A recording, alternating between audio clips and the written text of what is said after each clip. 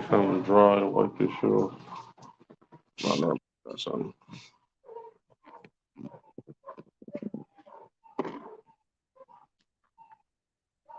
Most High Christ. We gonna get started in a second, Israel. I'm gonna let a couple brothers and sisters get in here, get it going.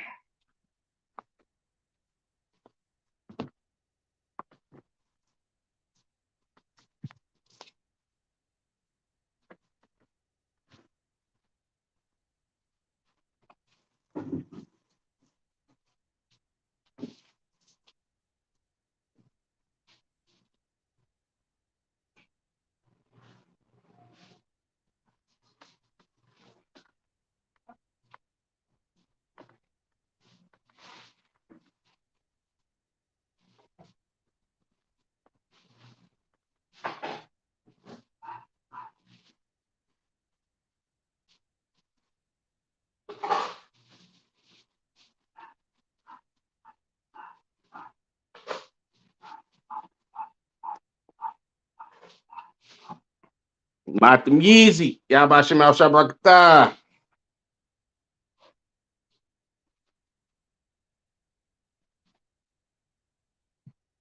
Get it started, man. This gonna be a Tawab one. I'm excited about this one. And okay, we got a couple of people in here. Most High Christ. Shalom Israel. Yabashim al Shabrakathum to the brothers. Yahweh Shamar al Lathan Bashim al Shah to the sisters. Yabashim al Shabrakatah. Karatazah, sir. If you're watching on Facebook, Salagia, sir, I can't see your chats. I mean your comments in the chat. I can see it on YouTube, but the water for tapping in.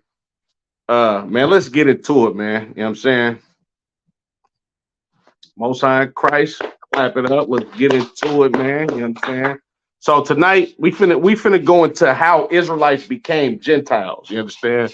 Let me give you a thorough breakdown of who the Gentiles are in the New Testament. You understand? Now, of course, the Christian church, they have led blacks, Latinos, and Native American Indians to believe that the Lord loves everybody. John 3:16, blah, blah, blah, all of this type of nonsense. You understand? But tonight, I'm going to give you the thorough breakdown on who the Gentiles are in the New Testament and who Christ came to live and die for. You understand? Now, let's go to I'm gonna pull my first scripture. Let's go to Malachi 3:6. All right. Make sure y'all like, share, subscribe. You understand? The water for everybody tuning in.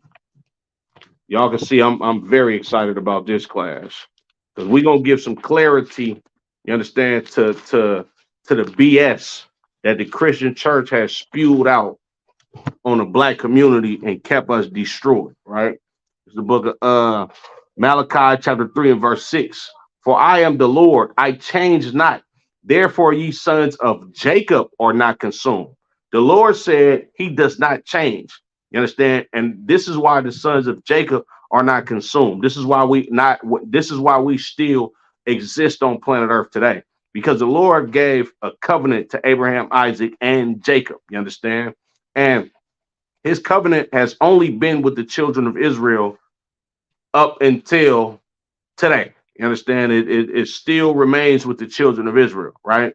Now, of course, we've been brainwashed and basically indoctrinated. Shout out to Natazab, you understand?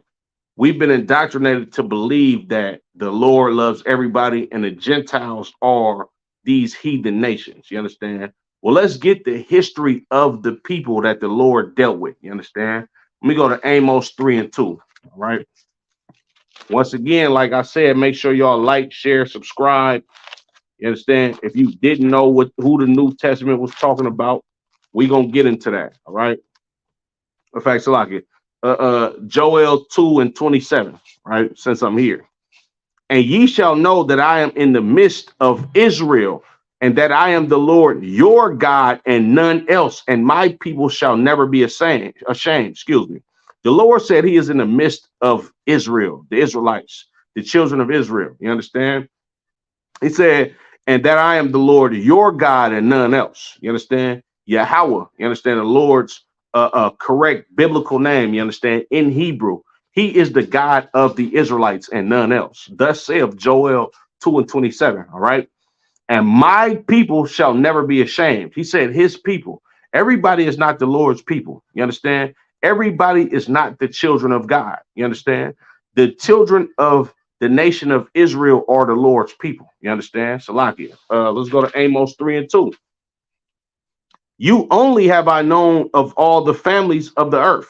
Therefore, I will punish you for all your iniquities. You understand? The children of Israel are the people that have been punished by the Lord because we are the only family that the Lord is dealing with. You understand? So when a child loses their life to gun violence, sitting in their damn house, you understand, minding their own business, watching cartoons, and a stray bullet comes through the room. The reason why is because the Lord is pronouncing judgment on the children of Israel.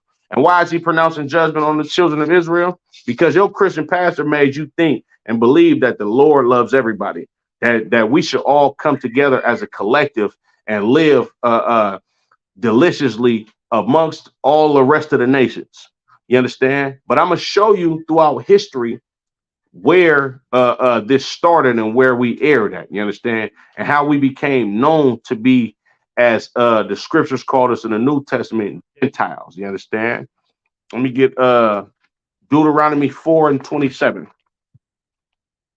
It's the book of Deuteronomy, chapter 4 and verse 27. And the Lord shall scatter you among the nations. You understand? This is a curse that the Lord is going to give to the children of Israel. He's going to scatter us among the nations. You understand? And when you live amongst other people, you know what happens? You become those other people, not physically, but spiritually. You become those other people by indulging in their customs. You understand? Celebrating their holidays, eating what they eat, dress how they drink. You understand? Dress how they dress. Excuse me. You understand? And this was the same thing that happened in the Garden of Eden with Adam and Eve. When they tried to sew fig leaves on themselves and hide amongst the other nations, that was them trying to take on the culture of another people. You understand? Salakia.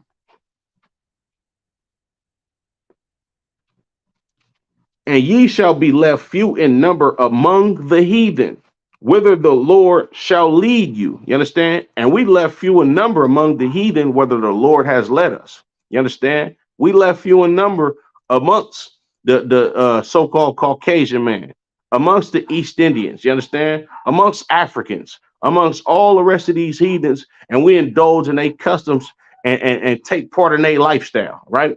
Verse 28. Excuse me.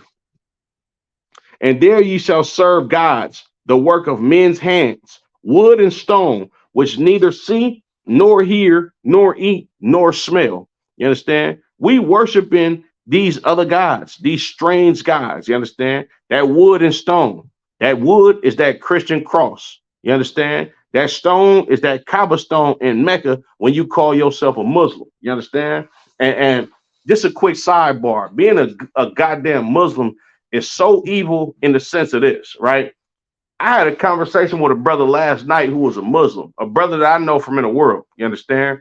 And we was going through the history of the Nation of Islam, right?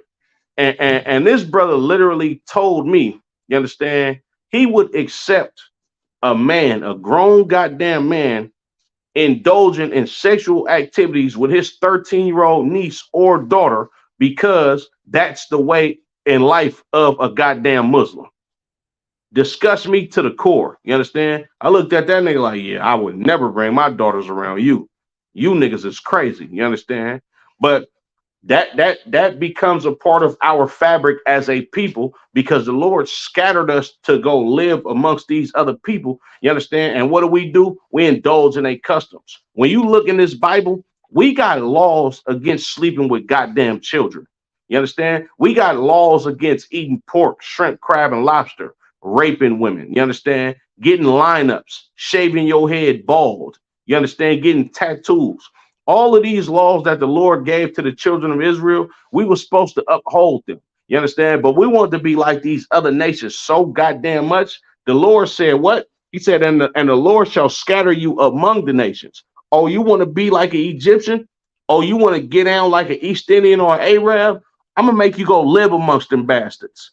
And then on top of that, they're going to rule over you. You're gonna become a part of their way of life and indulge in their customs, and you're gonna look like a goddamn fool, and you're going to suffer while you're doing it. You understand? We gonna get into it today.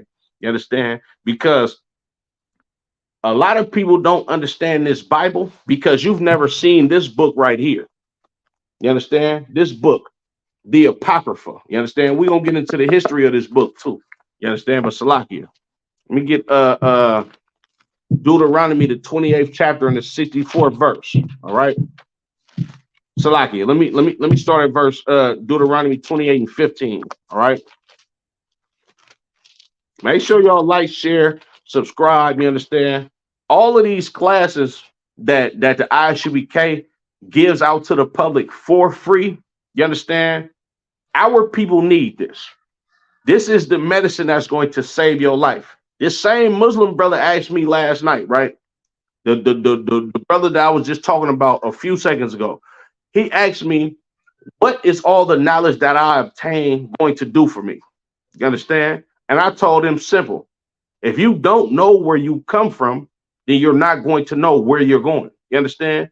All of the knowledge that I obtained up under Commander General Yohana Barakatah Yahweh Shah, you understand? In this glorious Isupk school, this has taught me how to be a man, how to have morals and standards, and to understand what happened in the past. Like the scriptures say, the things that was written aforetime are written for our learning. You understand? You read these scriptures, right? You got that phone? So like it. You read these scriptures and you're supposed to learn from the mistakes that your ancestors did. So like, I don't know where I just put it. You understand? You're supposed to learn from the mistakes that your forefathers did. All right. Oh, Most High Christ, the water. Appreciate it, princess. You understand? You're supposed to learn from the mistakes that your forefathers did. You understand? To not like, and big shout out to Captain Soccer War. You understand? AKA Big Cap Sock G.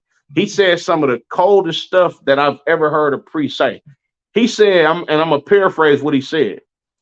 The Bible is so damn beautiful, right? In the sense of this.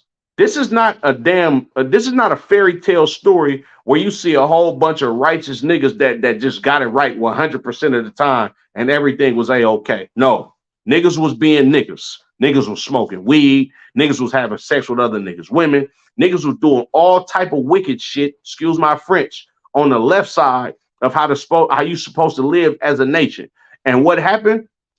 You see over and over and over and over again our people being destroyed by these other nations because the Lord put us up under these other nations because we want to indulge in a lifestyle and live like these other nations. So you know what the Lord did? He gave us exactly what we wanted. You understand?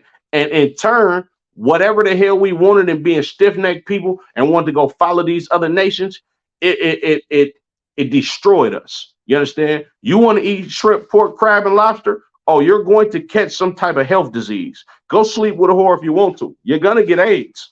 You understand? Go indulge in celebrating the 4th of July. You understand? Or Chinese New Year.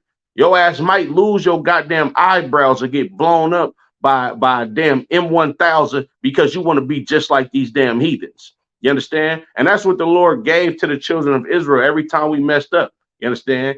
We effed up. The Lord beat the hell out of us every goddamn time. And this is why this book is so damn beautiful. You understand? Because when you understand that your ancestors did not always get it right, you can see and read through these scriptures the consequences that they had to suffer. You understand? For wanting to be like these other nations and indulging in stuff that we wasn't even supposed to touch. You understand? So this is why this book is so goddamn beautiful. The book of Deuteronomy, chapter 28 and verse 15. But it shall come to pass, if thou wilt hearken unto the voice of the Lord thy God to observe to do all his commandments and his statutes, which I command thee this day, that all these curses shall come upon thee and overtake thee. You understand? If you don't hearken to this Bible, all these curses shall come upon you and overtake you. Now let's read a curse, one of the curses, just one, because I ain't gonna get into the curses This book is literally, I mean, Salaki, not this book, but this class is literally a breakdown on who the Gentiles were. You understand? It's the book of Deuteronomy, chapter 28 and verse 64. And the Lord shall scatter thee among all people from the one end of the earth even unto the other. The Lord said he's going to scatter you among all people from this side of the earth to the other side of the earth, meaning you're going to live in a goddamn land that's not yours, and you're going to live amongst a nation of people that are not your family. You understand? And what's going to happen in turn? You're going to start to follow their customs. You're going to start to eat what they eat.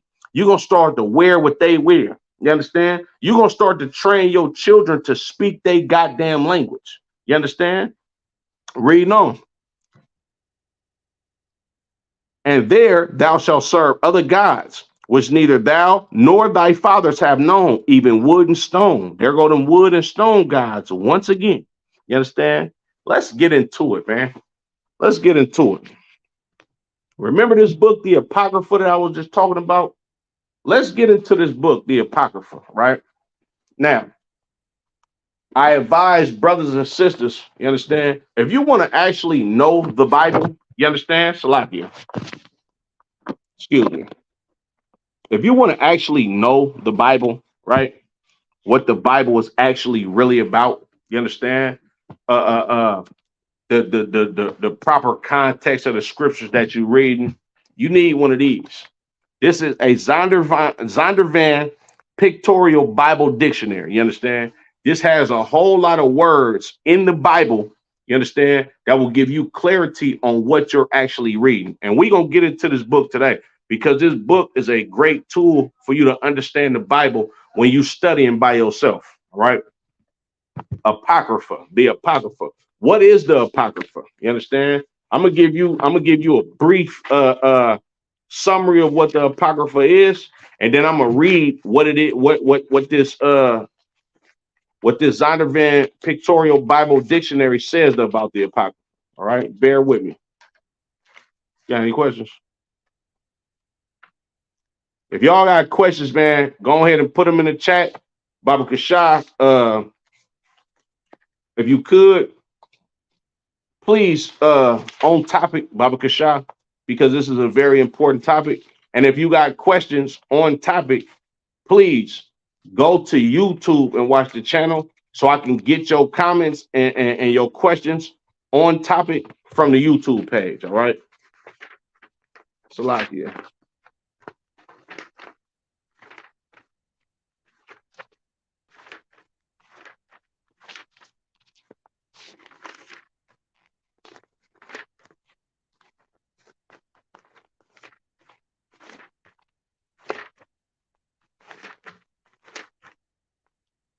Okay, where we at?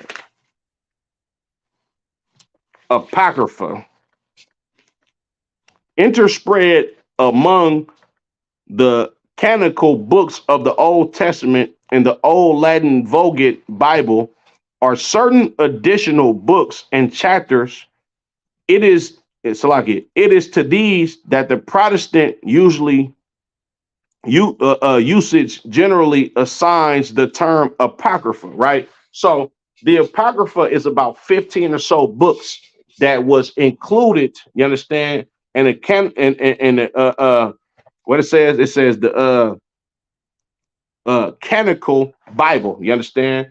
If you get a 1611 King James version of the Bible, the Apocrypha, these 15 books that was taken out by the Protestant church in, I believe it was 1885, it has these books, these 15 books smack dab in the middle of the Old Testament, right? And the reason for them taking these books out were, and by the way, the word Apocrypha translates to hide or to keep hidden or to be hidden. You understand? And when you read this book, you get a clearer concept of the history of the Bible before the New Testament and why the New Testament played out how it played out. You understand? But we gonna do a lot of reading out of this Apocrypha today. All right. Wasn't any more on that. In English versions, the Apocrypha are usually presented as 15 separate books. Yeah, of course, you understand? 15 books that the Protestant church, of course, these was Edomites that took this goddamn and the Protestant church was an offshoot or off branch of the Roman Catholic Church. You understand? So they took these 15 books out and named it the Apocrypha, which translates to hide or to be hidden or the hidden. You understand? But let's get into it because, of course, our topic is today how Israelites became Gentiles. Now let's go to First Maccabees. All right. First Maccabees in the first chapter. And the first and second book of Maccabees is two of the coldest books in the whole goddamn Bible. Because if you don't, excuse me, if you do not read first and second Maccabees, you will never understand the New Testament. And this is why this Apocrypha, you understand, these hidden 15 books that the Protestant church took out of their Bible, this is why this book is so goddamn important, because if you do not know the Apocrypha or you're not familiar with it and you a Christian and you thinking that the New Testament is something different than the Old Testament, the Apocrypha, it brings it all together. You understand? Right? First Maccabees chapter 1 and verse 1. And it came, Salaki, and it happened after that, Alexander, son of Philip the Macedonian, who came out of the land of Chittim, had smitten Darius, king of the Persians and Medes, that he reigned in his stead the first over Greeks. Now, who is this Alexander that we talking about? We got to go to the Zondervan's Pictorial Dictionary. You understand? Now, of course, if brothers and sisters are familiar with the Isupk, you understand, and you attended a couple of classes, you understand that this Alexander right here, smack dab in the middle of the Old Testament, this is talking about so-called Alexander the Great, the one that they taught you about in high school. Yeah, he lived about 350 years before Christ was around. You understand? And they taught you about this bastard in school, but yet they'll make you believe that Christ is some mythical figure when Christ lived in earlier times than him, or in more recent times than him. You understand? Salakia Adawan, is there a specific reason why the Apocrypha was removed from the Bible? Absolutely, Matam Yad. The reason why the Apocrypha was taken out of the Bible is because these Protestants and these Roman Catholics, they want to expound on religion versus heritage, versus history. By taking this Apocrypha out of the Bible, they turned the Bible into a goddamn spooky fairy tale book instead of it being a history book about the Israelites. So that's why they took it out. They took this Bible, they took these 15 books out of the Bible, so you don't understand who the goddamn devil is. You understand? So you don't understand what this race of people and they took these books out, so you don't understand how the Caucasian man came into power. And we reading about this in the first book of Maccabees right here.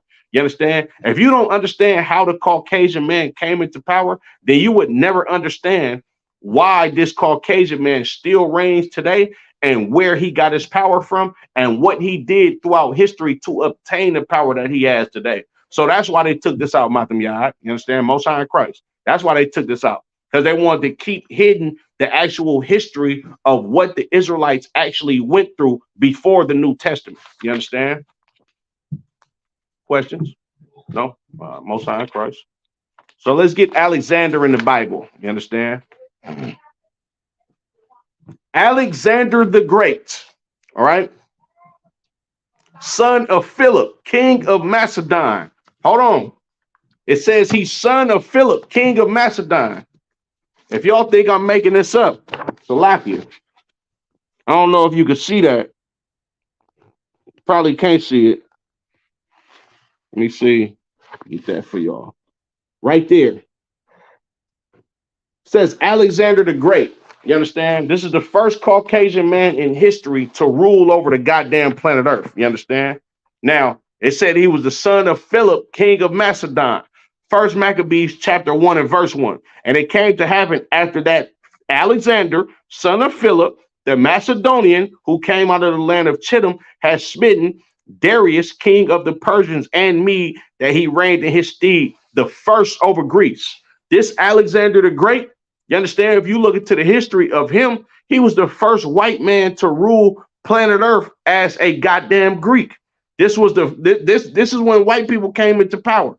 If you look at the dream of Nebuchadnezzar, all of the other nations besides the Caucasians, they had power. The Africans had power. You understand? The Assyrians had power, so forth and so on. The Babylonians, you understand, and so forth and so on, right? Alexander is the one that gave a head, in a sense, so to speak, or gave a status to Caucasian people. And of course, Alexander, him being a Macedonian, he's an Edomite. You understand? And all of these people that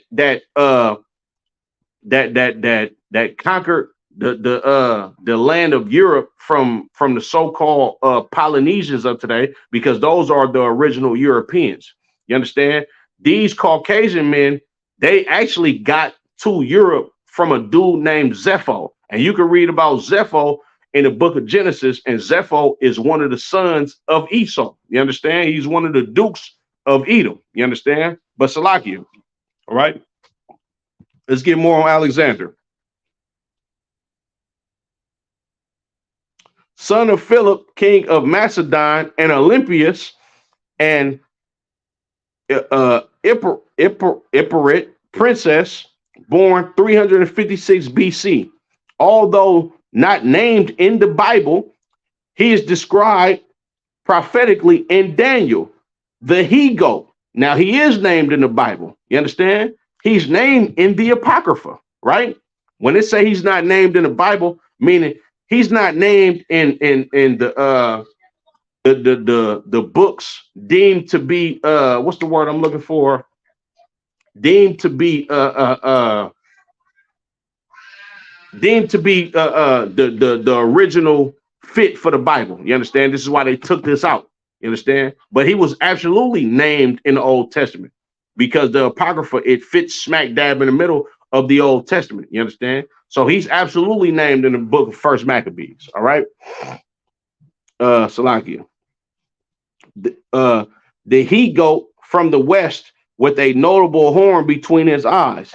He came against the ram with two horns, which was standing before the river, defeated the ram, and became very great until the horn was broken and four notable ones came up from it. You understand? And the precept to what I just read is Daniel, the 8th chapter, the 5th verse to the 8th verse. You understand? This is a big shout out to my big brother Kasar Pakai for blessing me with this book, because this book is so vital in order for you to actually study these scriptures. It will give you the history of the word that you're looking for, and will actually point you to the precepts in the Bible so you can get context of what you're researching. You understand? So once again, you know what I'm saying? The water to my big brother Kasar Pakai for blessing me with this book. You understand? Salakia. Yeah, but this Alexander the Great, this is the son of Philip and Olympias. You understand? Some Macedonians, some Caucasian people. You understand? He became the first to rule over Greece. All right. Verse 2, and made many wars and won many strongholds and slew the kings of the earth, and went through to the ends of the earth and took spoils of many nations, insomuch that the earth was quiet before him, whereupon he was exalted and his heart was lifted up. This Caucasian man, Alexander the Great, this nigga was, and the reason why they call him the Great, because he was a great goddamn conqueror. He was skilled in warfare. You understand? When you read in the book of Genesis, the Lord said he's going to bless Esau with the sword, and by the sword shall he live. Salakia. Let me get that real quick. Let me get that real quick. Salakia.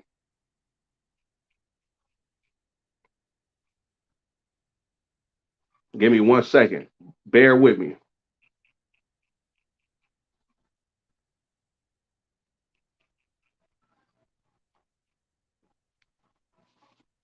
The book of Genesis, chapter 27 and verse 40. This is the blessing that Esau was given by the Lord. You understand? Of course, through his father Isaac.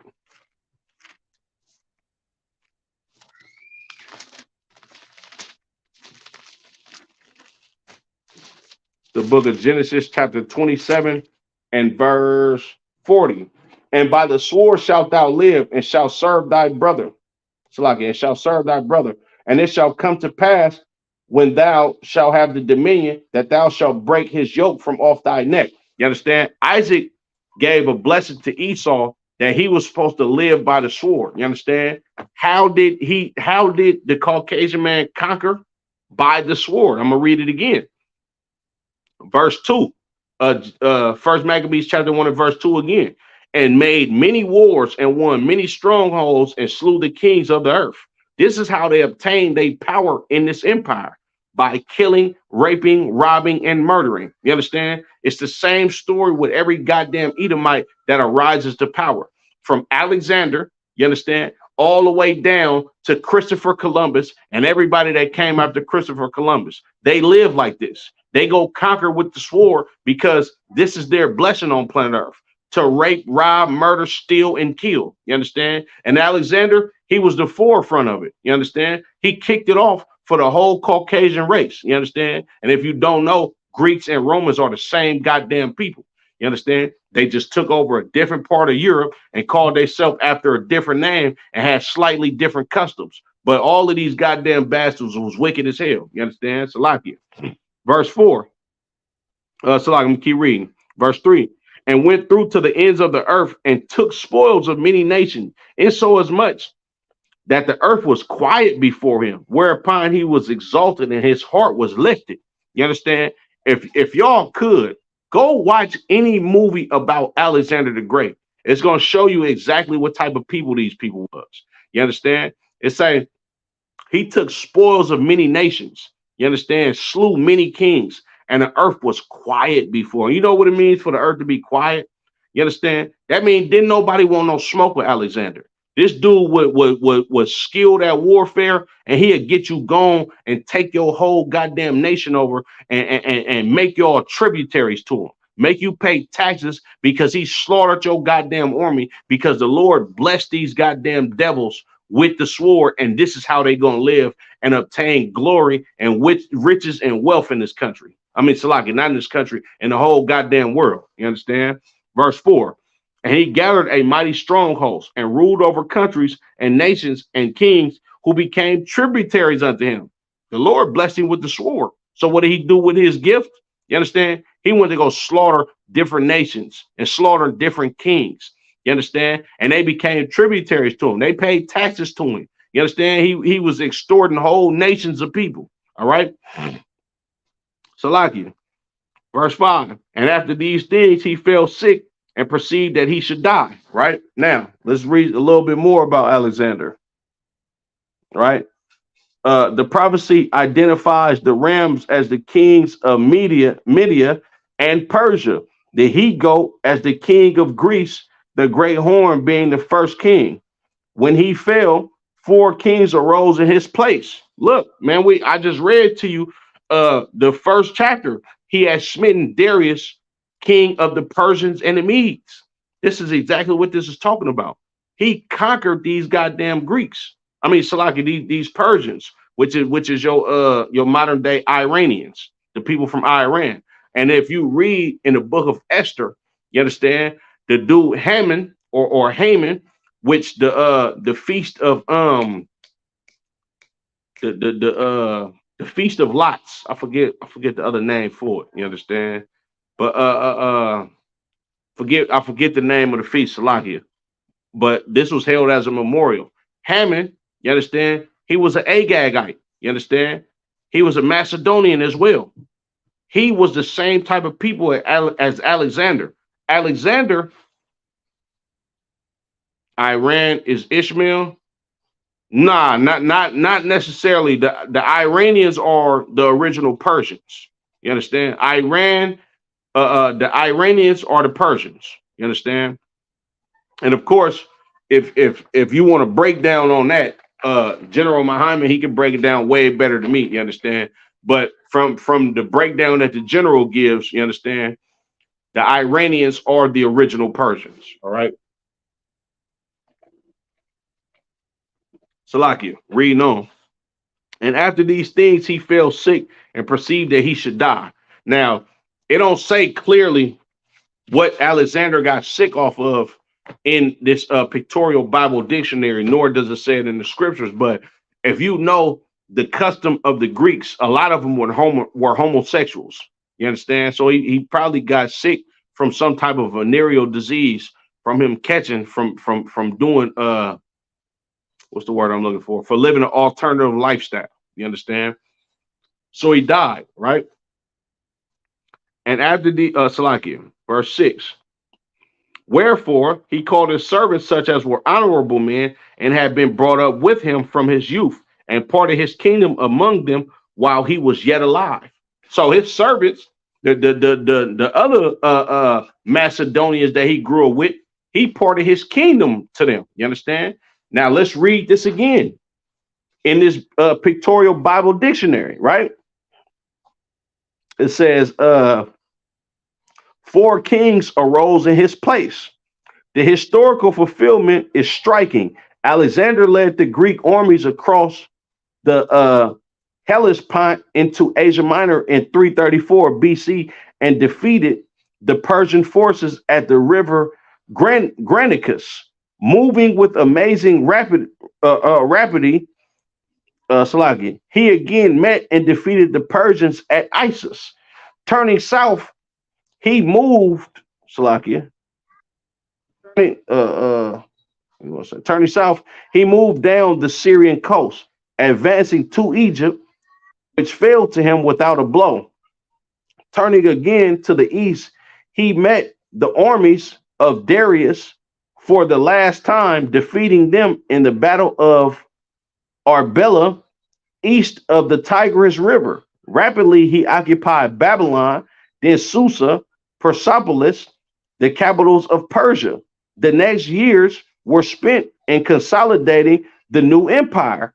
Alexander took Persians into his army, encouraged his soldiers to marry Asians, and began to Hellenize Asia through the establishment of Greek cities in the Eastern Empire. He marched his armies eastwards as far as India, where they won a great battle at the Hydaspes River. The army, however, refused to advance further, and Alexander was forced to return to Persepolis. While still making plans for further conquest, he contracted a fever, weakened by the strenuous campaign and increasing dissipation. He was unable to throw off the fever and died in Babylon in 323 BC at the age of 32.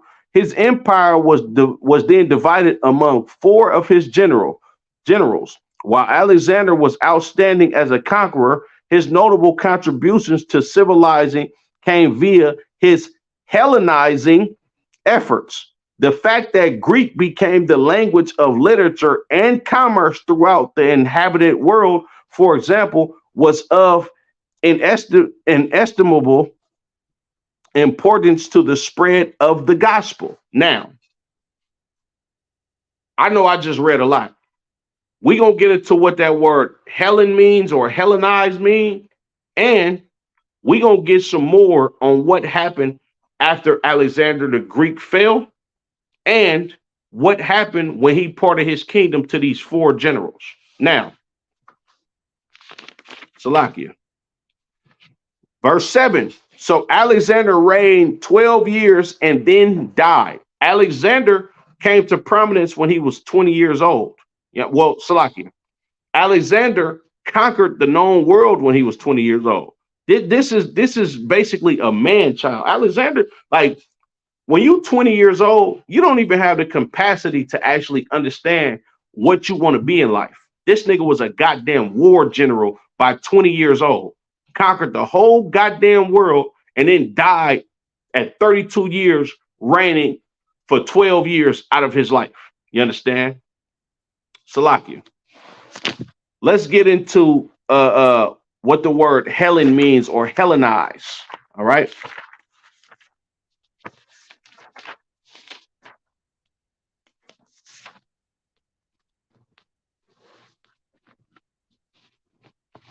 And then, right, Another thing that we just read that I don't want to skip over is Salakia. Let's get to Hellenized first, right? So you can understand, and then we gonna get into the language. We're gonna get into the language, all right?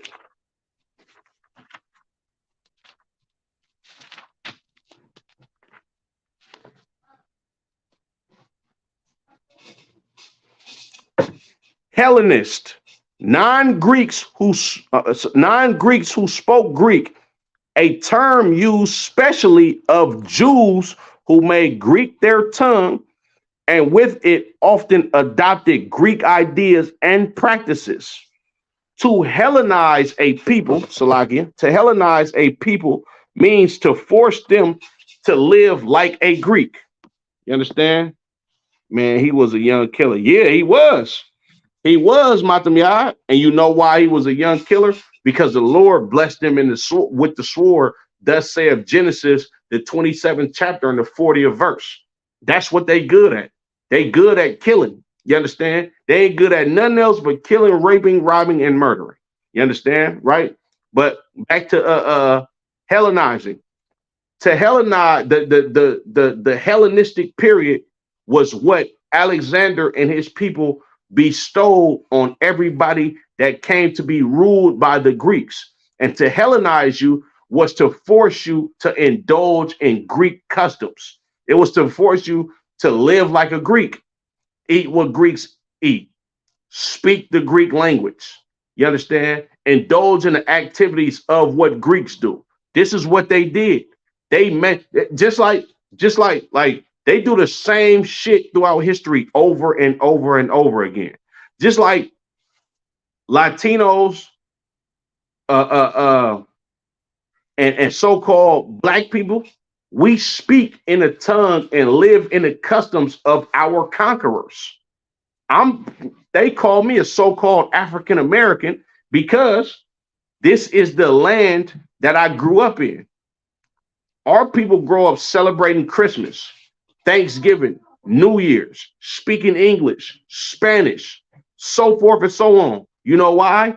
Because it's the same concept of Hellenizing Jews back in the known world in 300 BCs. It's the same thing.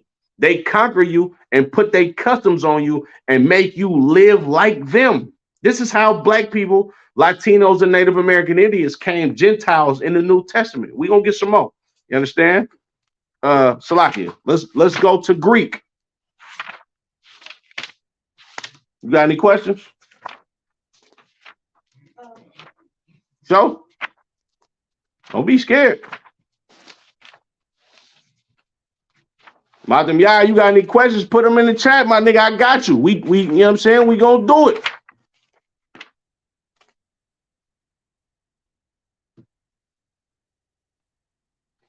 Let's go to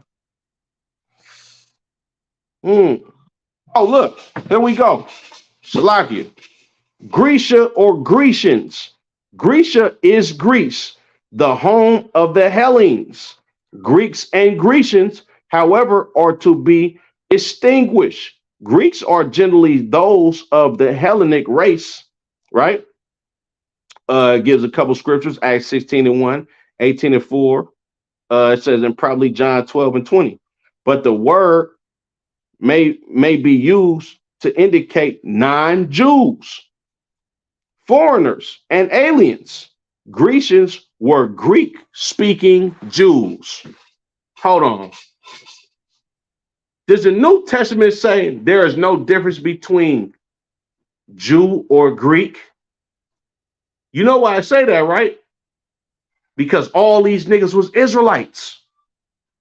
I just read it right there in the Zondervan Pictorial Bible Dictionary that a Grecian was a Greek-speaking Jew.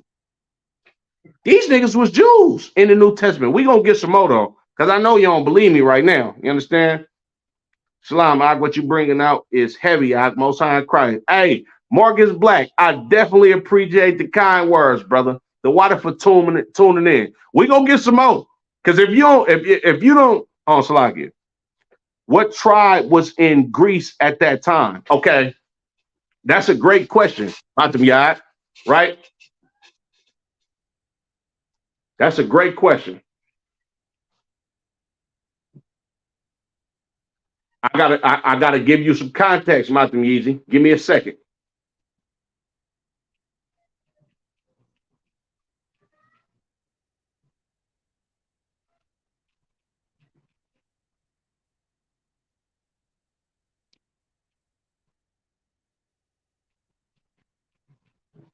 Gotta give you some context, right?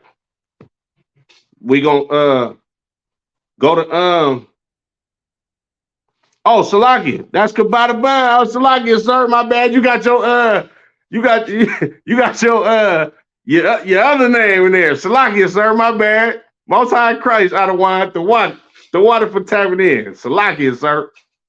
Okay, let's go to Second Ezra 13 and 40. All right. Second Ezra 13 and 40. Once again, Kabata Bun, Salakia, sir. I did not know that was you, Salakia. Forgive me, Baba Kashan. What I say? Second Ezra 13 and 40. Khan, sir. I think you gotta go to your what's the name? Your email settings or something like that. Second Ezra chapter 13 and verse 40. Those are the 10 tribes which were carried away prisoners out of their own land in the time of Hosea the king, who Salmanasar, the king of Assyria, led away captive, and he carried them over the waters, and so came they into another land. Now, Matam Yah, to answer your question, you said which tribes was in Greece at this time? I'm finna give you the context and the history, right? During the time of the Assyrian captivity, right? The northern kingdom, right? Yeah, which is every nation, not every nation, every tribe with the exception of Judah, Benjamin, and I believe half or a piece of Levi, right? The northern kingdom went into captivity to the Assyrians, right?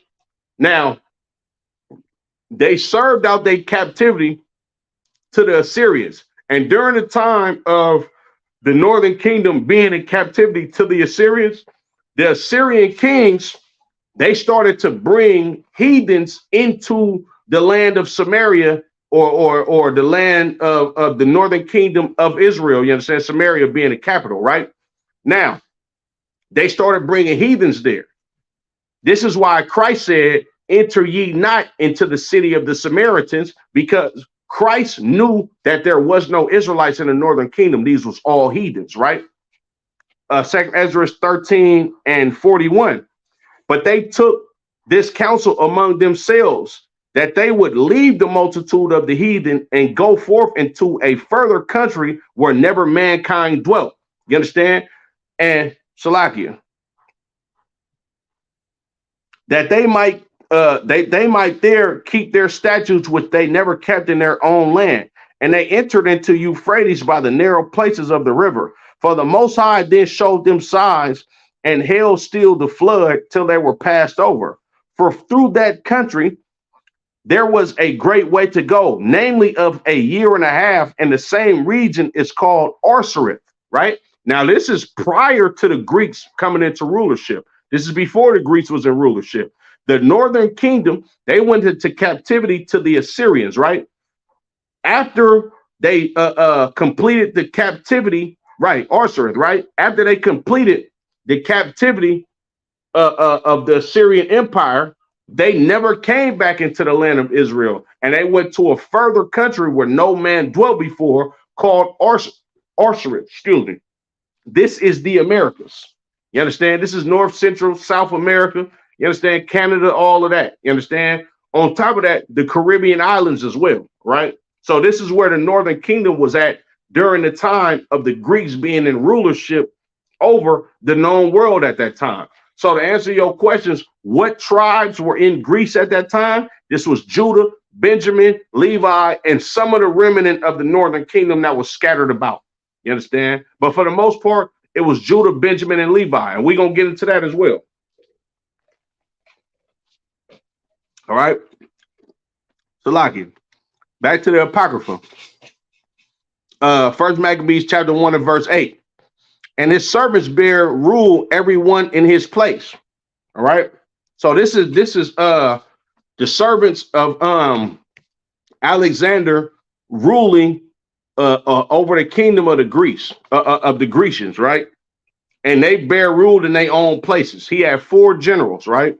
You got the Seleucid Empire, the Ptolemaic Empire, and I forget the other 2 names of the empires, the other 2 names of this branch of the Greek Empire, but it was 4 different regions that the Greeks ruled in. You understand? They had 4 different dynasties, 4 different dynasties, right?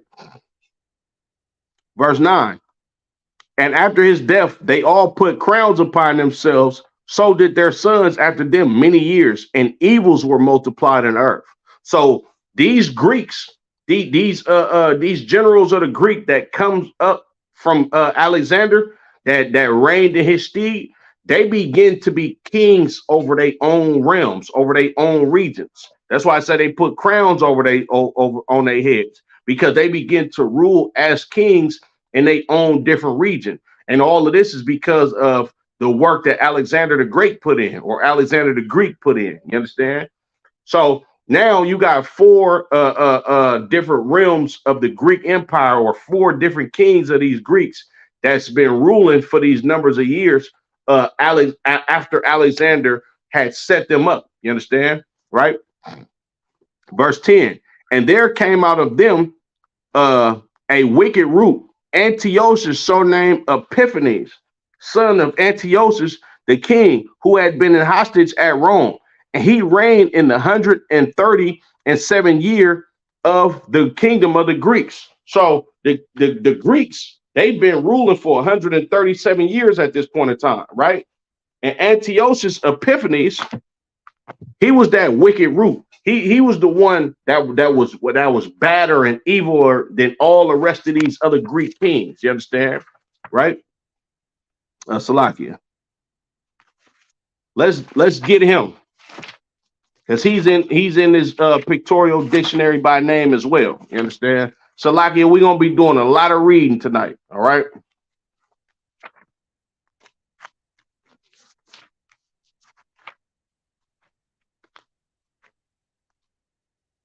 Most High in Christ, Matam Yah. Most High in Christ. You should love history. Nigga, we Israelites, nigga.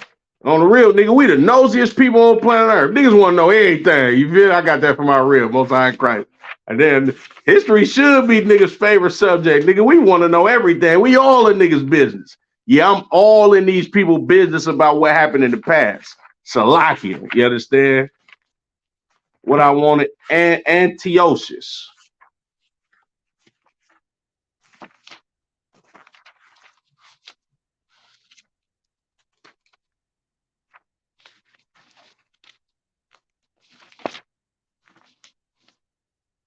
Here we go. Antiochus, right? Let's get him, because Yabba Shemi Al Shabrakatah and the Quab, the water for tapping in. I appreciate you. You understand? Antiochus the 4th, Epiphanes, son of Antiochus the 3rd, and 8th ruler of the Seleucid dynasty, 175 to 163 BC. Now it gives you the precepts on who this dude is that you can read in the Bible. First Maccabees 1 and 10. I'm gonna read it again because this is a precept that's in this book. And there came out of them a wicked root, Antiochus, surnamed Epiphanes, son of Antiochus the king, who had been in hostage at Rome, and he reigned in the 137th year of the kingdom of the Greeks. This is the same guy that we talking about right here in the Apocrypha. He's named right here in this pictorial Bible dictionary. All right. First Maccabees, Salakia. First Maccabees 1 and 10, and First Maccabees chapter 6 and 16. In his attempt to Hellenize the Jews, remember that word Hellenize again, In his attempt to force Greek customs on Israelites, all right, he had a pig sacrificed on the altar in Jerusalem, forbade circumcision, and destroyed all the Old Testament books he could find. These outrages involved him in the Maccabean War, which the Syrian armies were repeatedly defeated by brilliant Judas Maccabees. Now you can read about Judas Maccabees. So like it has the scriptures in here, right? Judas Maccabees, he rose to power in the book of First Maccabees and the third chapter of the first book of Maccabees. You understand? But that's a whole different breakdown of the wars. We just going into how we became Gentiles. All right. Salagia. Did I have more on that? Yeah, let's keep going. All right. Verse 11. In those days went there out of Israel wicked men who persuaded many, saying, let us go and make a covenant with the heathen that are round about us. For since we departed from them, we have had much sorrow. So this device pleased them well. Then certain of the people were so froward in that they went to the king, who gave them license to do after the ordinance of the heathen. Verse 14, whereupon they built a place of exercise at Jerusalem according to the customs of the heathen, and made themselves uncircumcised, and forsook the holy covenant, and joined themselves to the heathen, and were sold to do mischief. Right. So now we just read that Antiochus Epiphanes, what he did when he was in power, he forbid us to keep our laws. You understand? On top of him forbidding us to keep our laws, he forced us he Hellenized us in forcing us to indulge in the customs and the ways and lifestyle of the Greeks. You understand? Now, when you look at this place of exercise in First Maccabees, the first chapter and the 14th verse, this is talking about a gymnasium. You understand? A gymnasium is like today, but back in those times of the Greek, it was a custom of the Greeks to walk around butt naked. You understand? These dudes was freaks. They used to do all type of weird stuff. You understand? So these wicked Negroes that was Israelites that wanted to indulge in a lifestyle of being a Greek because they seen these people having so much goddamn fun and wanted to be just like these heathens. These niggas actually built a goddamn gymnasium in Jerusalem in order to actually indulge in the alternative lifestyle. Excuse me, I gotta watch my words because they're gonna effing block me. You understand? But in the customs of alternative lifestyles of these Greek men and women. You understand? So our people, we indulged in living like a goddamn Greek from being Hellenized by Alexander and the rest of his 4 generals that ruled over us at that time. You understand? Antiochus Epiphanes, him being one of the rulers of the Seleucid dynasty, their realm or their region where they reigned over us was it just happened to be in the land of Israel. You understand? Ptolemy, he had Egypt. You understand? Another general, he had India, and then another general, he had Macedonia up there in Greece. Excuse me. You understand? Salakia. Verse 15 again, and made themselves uncircumcised and forsook the holy covenant and joined themselves to the heathen and were sold to do mischief. You understand? So we started actually living and doing everything that our oppressors were doing, just like here in America. You understand? Your oppressor tells you it's okay for you to be a homosexual. You going to do that. Salakia. Matter of fact, let me get Proverbs 3:31.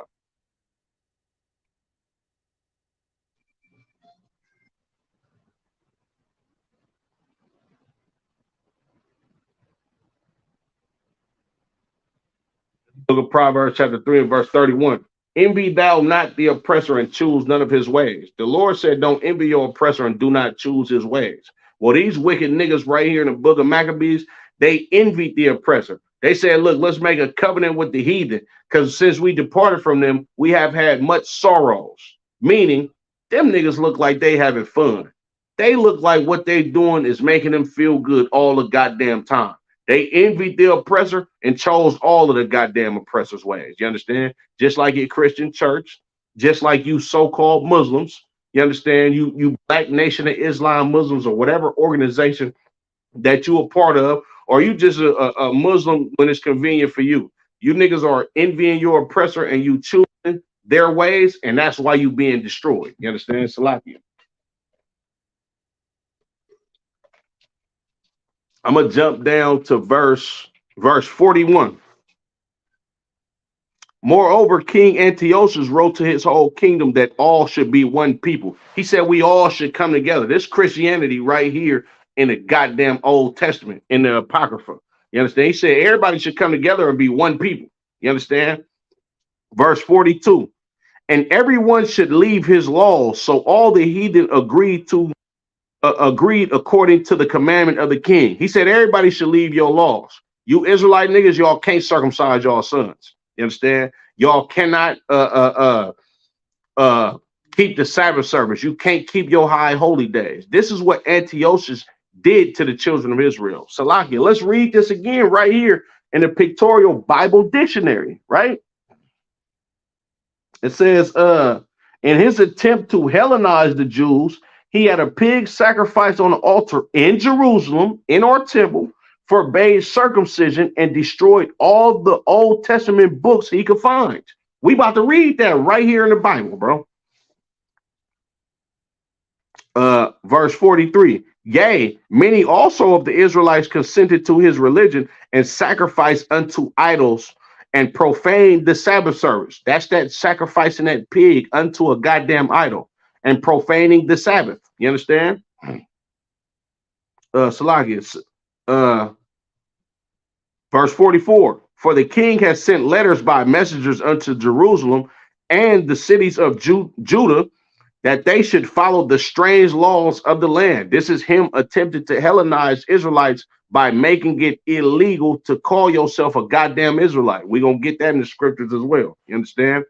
By making it illegal for you to indulge in your customs. Instead of you celebrating the Day of Atonement, you understand, or the Feast of Unleavened Bread, you got to celebrate some wicked ass holiday that this Greek king is forcing the children of Israel. You understand? Nah, you cannot circumcise your son. You understand? You have to eat pork. You understand? What else? What else? Anything that you could think of that's contrary to the way of life that the Lord gave to the children of Israel, King Antiochus said, nigga, you can't do none of that or I'm going to kill you. Straight up. You understand? Verse 46, and pollute the sanctuary and holy people. How did he pollute the sanctuary and the holy people? This bastard was sacrificing swine's flesh on our altars in our temples. You understand? Verse 40 said, disrespecting the Lord our God. You understand? Disrespecting the children of Israel, right? Verse 47, set up altars and groves and chapels of idols and sacrifice swine's flesh and unclean beasts. Not only was he just sacrificing swine's flesh, but he was sacrificing unclean beasts. Them niggas was probably eating horses. You understand? What else is an unclean beast? A goddamn armadillo. They probably was eating weasels and rodents and all type of weird ass stuff. Excuse my French. You understand? It did like it gotta piss you off to understand the history of your goddamn people and knowing how you've been destroyed by the same damn people over and over and over and over again. Nigga, when you look at the movie Roots and they beat his back talking about Kunti Kinte. No, nigga, your name Toby. He was telling niggas, yeah, my name is Karanyala. Nigga, your name is Tobias. Your name, you feel me? Your name is Timotheus. That's a Greek name. Salakia. You understand? Like that type of shit was going on. You understand? And then forcing us to eat unclean beasts. You understand? It ain't no telling what the hell them niggas was eating. Nigga probably caught a goddamn alligator, you know what I'm saying, or a hyena or something, and brought his ass in the temple on a damn chain. Look, nigga, we finna eat this today. And you got Israelite niggas like, oh, well, That's what we doing. Hey, nigga, you feel me? Salakia, verse 48. That they should also leave their children uncircumcised and make their souls abominable with all manner of uncleanness and profanation. Don't circumcise your kids. And what it say? It say, and make their souls abominable with all manner of uncleanness and profanation. You understand? That's talking about, of course, eating pork, shrimp, crab, and lobster, indulging in a LGBTQ lifestyle. You understand? What else is some wicked stuff? Like I've been in the truth for a hot second, so it's a lot of stuff. They probably was getting high. You understand? Smoking weed, all type of just evil nonsense, nastiness. Allowing they goddamn kids to walk around butt naked, uncircumcised little boy, like all type of weird ass shit that these damn Greeks was into. They Hellenized us and made us indulge in a lifestyle of what they did. What the fuck is he doing? Like he's standing on the other one. That's crazy. It's like I got turtles. They're doing some crazy shit. They might have been Hellenized. Excuse me. No, I'm playing Salakia. Verse 49. To the end that they might forget the law and change all the ordinances. They wanted the children of Israel to forget the law. They wanted us to actually train our children up to be Greek-speaking Hebrews that eat pork, shrimp, crab, and lobster, indulge in LGBTQ alternative lifestyles, not keep the Sabbath service, not keep the Feast of Unleavened Bread, not keep the Passover, you understand? And do every goddamn thing up under the sun that the Lord is against. You understand? Salaki. Kabata Salaki, sir. Man, look, you got to have fun with these classes. I love what I do. Salakia. Reading on. And whosoever would not do according to the commandment of the king, he said he should die. So if they found out you circumcised your own goddamn son, you're getting killed. You understand? They find out you reading the Old Testament. They find out you, hey, Shalom, Lord Christ, or hey, Shalom. You nigga, Shalom. You dead. You feel me? The Day of Atonement. Oh, you ain't ate no food today? Get him up out of here. You feel me? Like all that shit. You understand? Salakia. Yeah, right. Since day one, Matabiyah, Salakia. You understand? Read on. In the self-same manner, wrote he to his whole kingdom and appointed overseers over all the people, commanding the cities of Judah to sacrifice city by city. Then many of the people were gathered unto them, to wit, everyone that forsook the law. And so they committed evils in the land and drove the Israelites into secret places, and even wheresoever they could flee for succor. You understand? So they doing all type of this evil stuff. And you got certain Israelites, they have integrity. They upholding the law. They're like, nah, bro, we not doing what this nigga talking about. We finna keep our laws. And they had to flee up out of our land. And these niggas was chasing them down and killing them because of this. You understand? Salakia. Verse 54. Now the 15th day of the month, Caslu, in the 145th year, they set up the abomination of desolation upon the altar and builded idol altars throughout the cities of Judah on every side, and burned incense at the door of their houses and in the streets.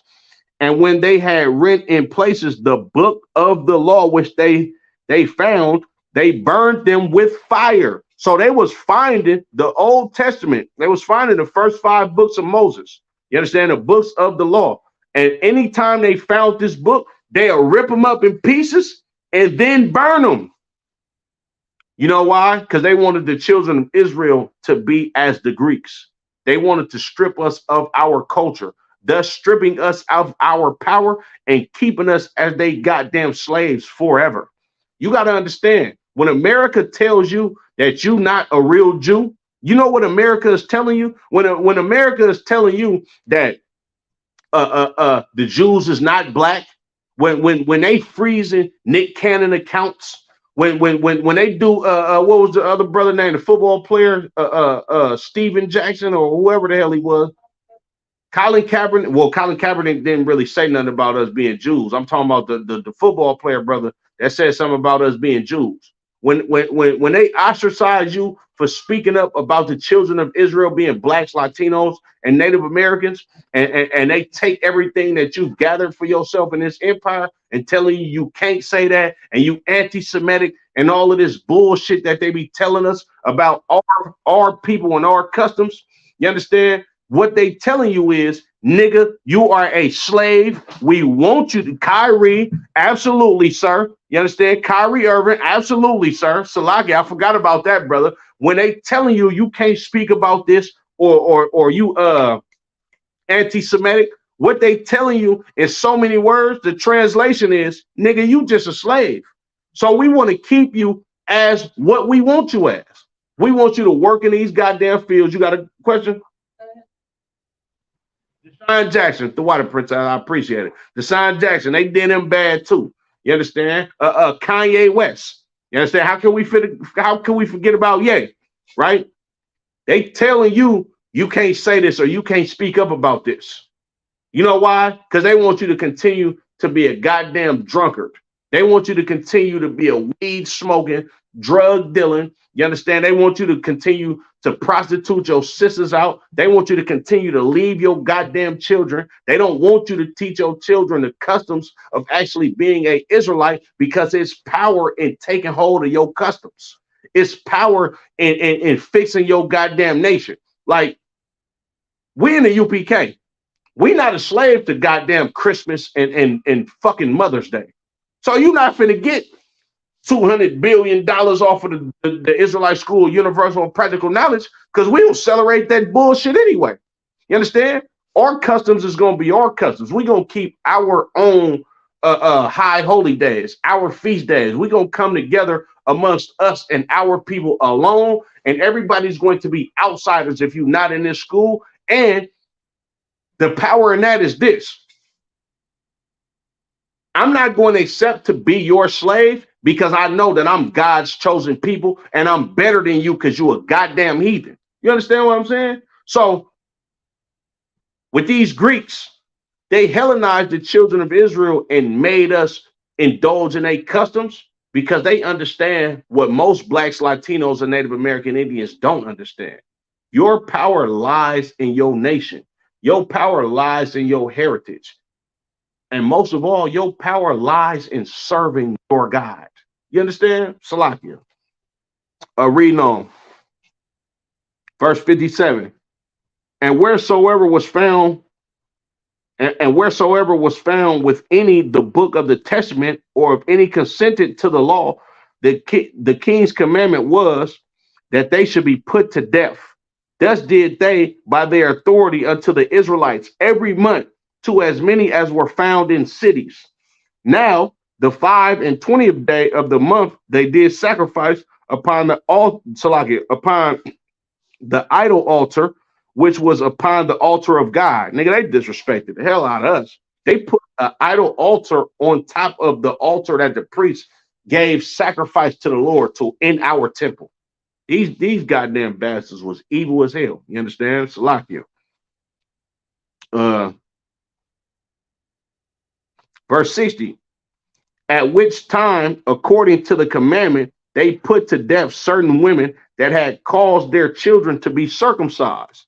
They was killing our sisters for circumcising their sons on the 8th day, which is a custom of our people.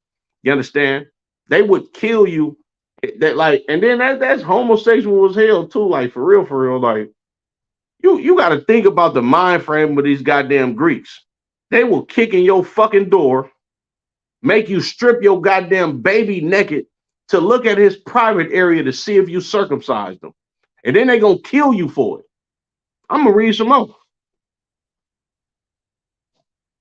And Salakia. And they hanged the infants about their necks and rifled their houses and slew them that had circumcised them. So not only did they kill the sister, they hung the goddamn baby by their neck.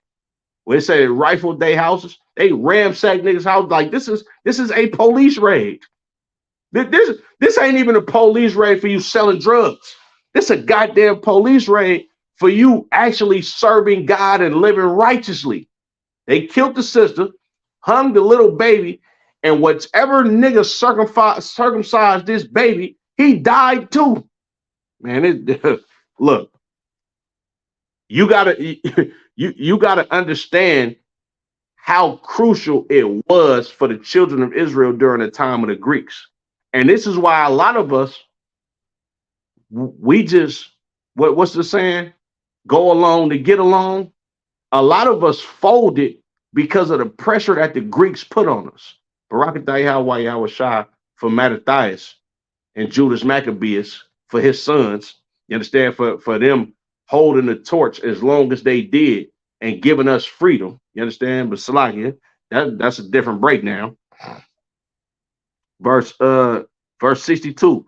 Howbeit many in Israel were fully resolved and confirmed in themselves not to eat anything unclean. So a lot like just like Commander General Yohana and the Isupk. You understand? Back then, they still had brothers and sisters that seen the brutality that was going on against the children of Israel for keeping the laws. But niggas had integrity back then, just like the Isupk today. You understand? And a lot of niggas kept the law. Oh yeah, damn, they got killed for circumcising their son. Shit, they gonna have to kill me too. I'm circumcising this little nigga. And we can't read the Bible. It's crazy, bro.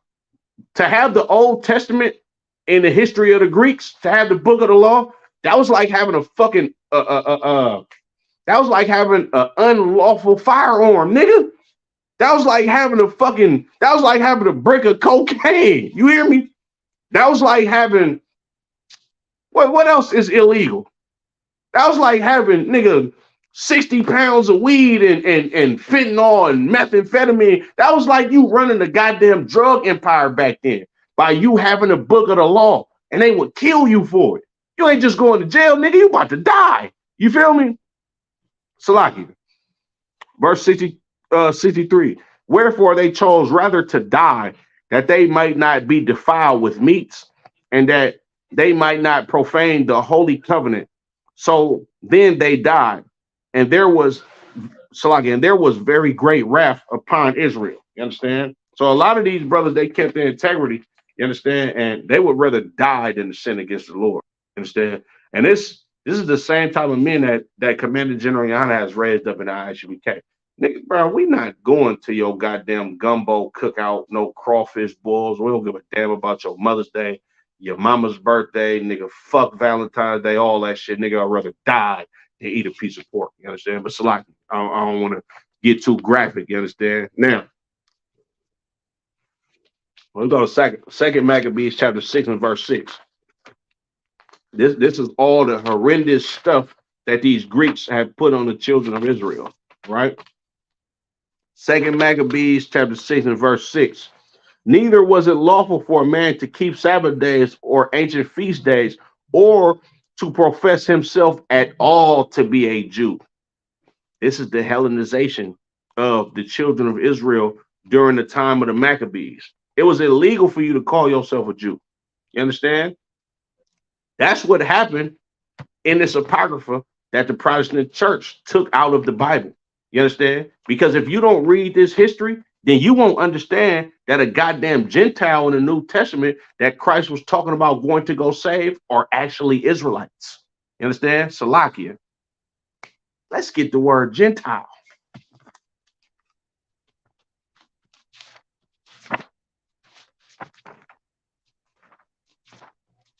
Let's get the word Gentile. No questions?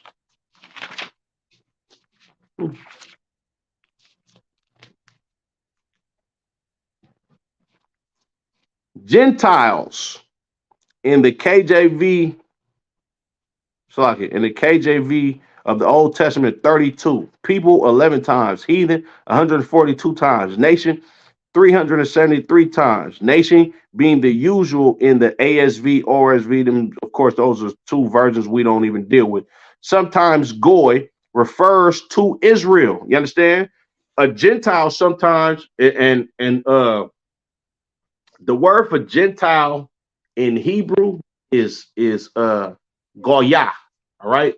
Plural is Goyim, right? That means a foreigner. You understand, or somebody that's not an Israelite. But it's saying certain, like there's a couple of times where it's referred to as Israel, or it's referring to Israelites. You understand? So like I'm gonna read that again. Sometimes Goy refers to Israel. Now the precepts Genesis 12 and 2, Deuteronomy 32 and 28, Joshua 3 and 17, 4 and 11, 10 and 13, 2 Samuel 7 and 23, Isaiah 1 and 4, Zephaniah 2 and 9. All right. Uh, but Am is the ordinary term for Israel. Goy usually means a non-Israelite people. In the New Testament, Greek ethnos renders Goy, while Laos people corresponds to Hebrew. All right. Now, let's get to the New Testament, because this is why it's so important for you to understand the language. Angela Nuno. Hold on, Salakia. I have a question. Can I still be involved in the school even if my husband has left me? I have paid my 10% for a while and I check into classes online. Salakia, sis, is your husband a part of the school? And if your husband is a part of this school, the brother's not going to leave you if you're a part of this school. But you know what I'm saying? If you Israel, sis, of course, you keep paying your 10%, you keep checking into these classes, and you stay in this school, sis. If your husband is in the school or out the school, of course, if he's in the school, we understand through the scriptures that a man can never leave his wife unless she has committed adultery on him. So if you ain't committed adultery on your husband and he's some brother in the world and he left you and you not dealing with him, you understand? He is in it. Okay, if your husband is in the school, right? And what I would do if I was you, sis, you should get to contact with your husband's camp leader. Try to set you up a council, a marriage council, so y'all can get through your differences, and just do whatever the council tells you to do. But as far as you staying in the school, you understand? You stay in the school. You keep coming to these classes, and you uphold your oath as a daughter of Zion, and keep following these law, statutes, and commandments, and keep checking in the classes, sis. You understand? I hope that helped you out. But Salakia, let's get to the New Testament. Was that what I'm about to do? Yeah, let's get to the New Testament. All right. Let's go to John 7 and 34. Matter of fact, Salakia, let's go to Matthew's 10 and 5. All right. I have, but they won't set up a council. I have asked for one. They don't respond to me. Okay, maybe, sis, you probably need to reach out to your husband. Reach out to your husband and try to get an understanding with your husband on what's actually going on. You understand? And come to him and ask him for a counsel, because you want to work on your marriage, and you want to build your family and keep your household intact. And you want to make sure that you're not sinning, you understand, by just doing anything that's contrary to the protocol of the UPK. So yeah, you know what I'm saying, sis, you might want to go holler at your husband and see what's going on with that. All right, Salakia. What I wanted, Matthew's 10 and 5. The book of Matthew, chapter 10 and verse 5. These 12 Yahushua sent forth and commanded them, saying, go not into the way of the Gentiles, and into any city of the Samaritans enter ye not. Christ said to his 12 disciples, don't go into the way of the Gentiles, you understand? And don't go into the way of the Samaritans. Now, like I said, it's important for you to understand the original language that the Old and New Testament was written in. Now, of course, the Old Testament was originally written in Hebrew, right? But the New Testament, which most of the New Testament was written by Paul, is actually written in Greek. So the original language of the New Testament was written in Greek. And the reason why it was written in Greek is because the children of Israel were subjected to living like Greeks. You understand? So a lot of our brothers and sisters are part of the diaspora, right? We were actually living in the in Greek provinces, and the Greeks had a strong hold over the culture of the cities that we actually grew up in. It's just like the King James Version Bible. You understand? The Lord understood that the children of Israel were going to go into slavery in the Western Hemisphere of the world, and He understood that the British, you understand, for the most part, were going to be our slave masters in North America. You understand? So this is why the Lord put the spirit on King James, which was a black man, for him to sanction the scriptures be translated from Greek and Hebrew into English. You understand? So when you look at the earliest version of the New Testament, right? It is written in Greek. Now, let's look at this word in Matthew's, the 10th chapter and the 5th verse in the Greek. You understand? If you don't, a great tool for that is the Blue Letter Bible. You understand? It's a great tool for you to understand the context of what you're reading due to you researching the original language that it was written in. Baba Kashab, bear with me one time. 1 second. Salaki. Let's go to Matthew's, the 10th chapter and the 5th verse.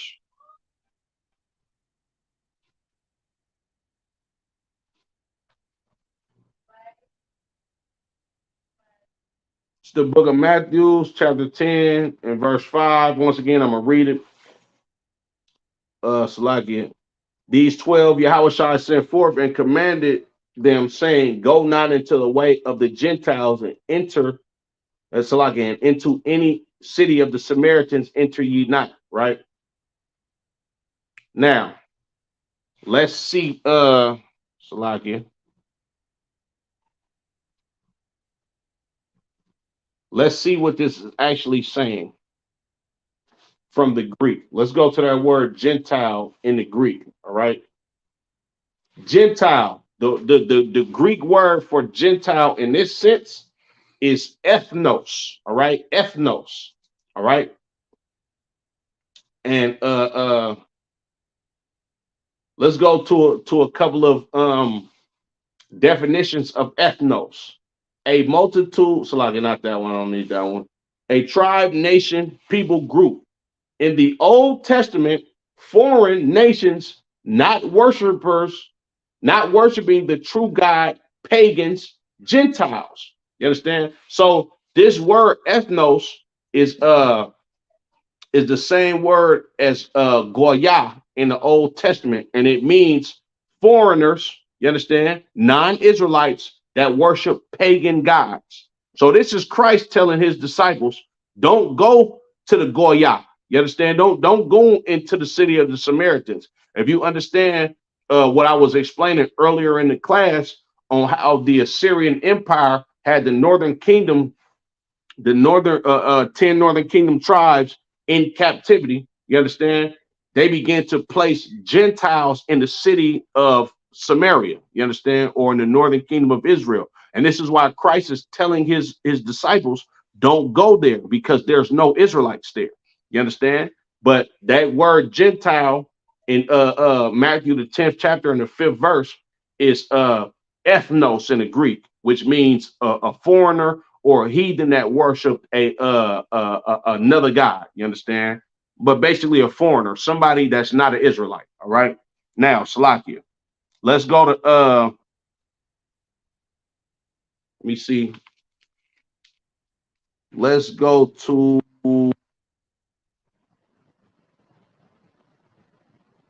let me see. So what I want, Acts 5 and 21. Salakia, bear with me.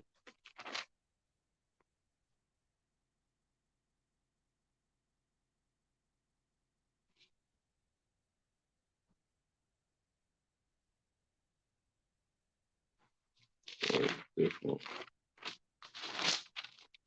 Give me a second, Salaki Israel.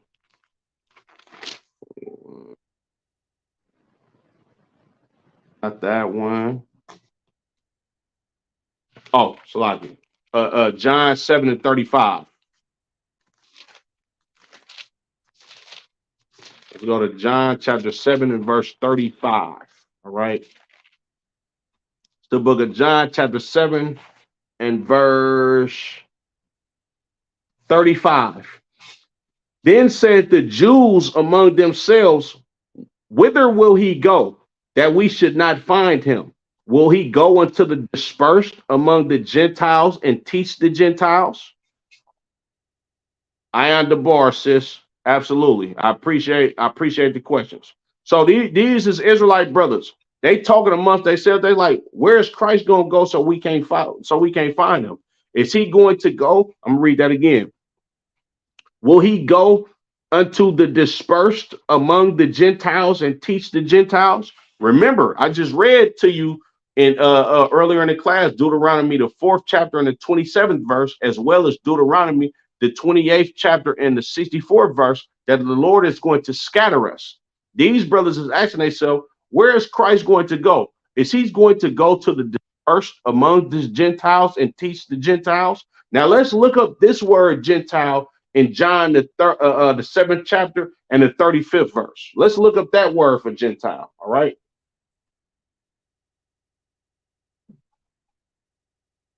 Right here. John 7:30.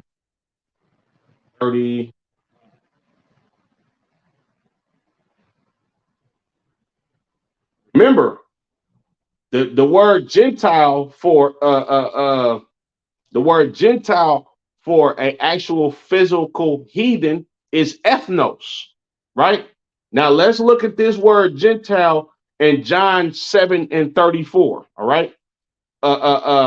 The word translates to Helen, G1672. It translates to Helen. You know what Helen means, right? Right. These are Israelites that was these are Israelites that were Hellenized. You understand? I don't know if y'all can see that, Salakia. Y'all probably can't see that, Salakia. But this word for Gentile in John, the 7th chapter and the 35th verse, it says Helen, which of course we just read what Hellenization is. That's the Greeks forcing Israelites to indulge in the custom of a Greek.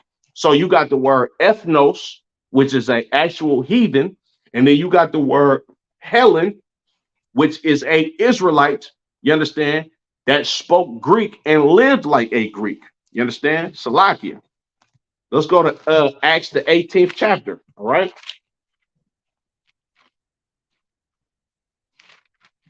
We'll see if it.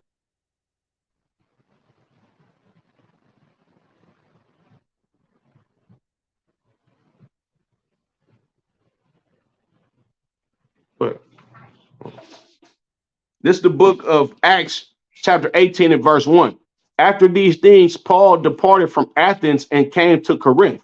Athens is a city in Greece. Corinth is a city in Greece. All right. And found a certain Jew named Aquila, born in Pontus, lately come from Italy, with his wife Priscilla, because that Claudius had commanded all Jews to depart from Rome and came unto them.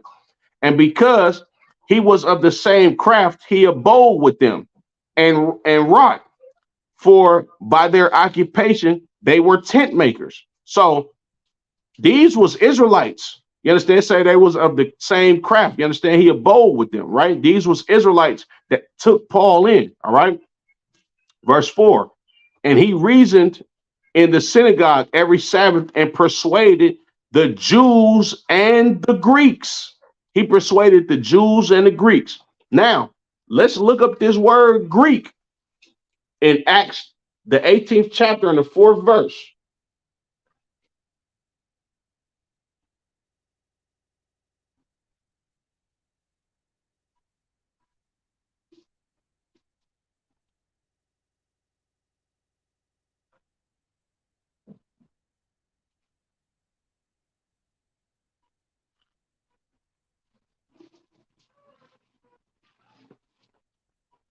Acts, the 18th chapter and the 4th verse. This word for Greeks is once again.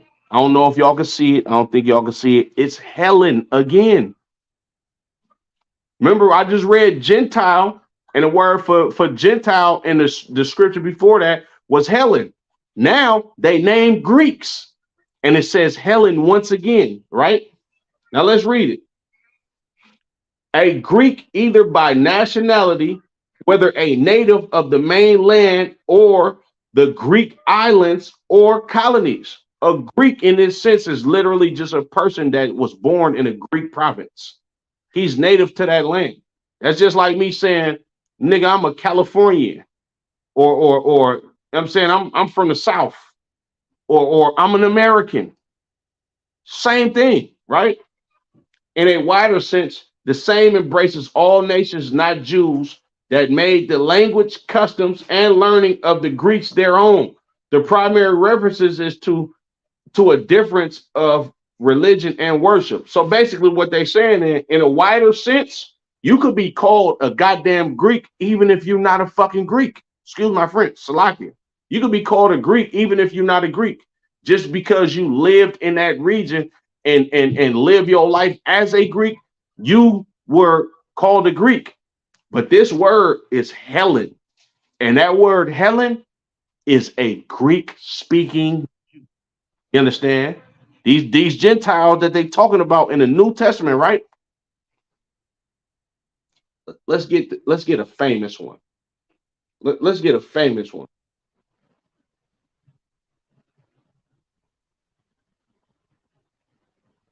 Let's go to Galatians, the 3rd chapter and the 28th verse. Salakia. Just read it here since I got it. The book of Galatians, chapter 3 and verse 28. There is neither Jew nor Greek. There is neither bond nor free. There is neither male nor female. For ye are all one in Yahushua Mashiach, or Christ Jesus. Now let's get this word. We're gonna go to Galatians, the 3rd chapter and the 28th verse in the Blue Letter Bible.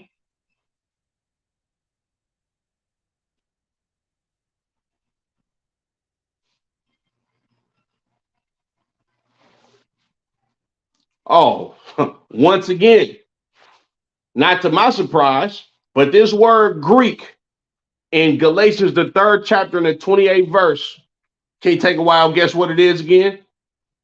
It's Helen. It's Helen. This is talking about a Israelite. Once again. You know where Paul was from, right? Let's get Paul. Let's go to the book of Acts, the 21st chapter.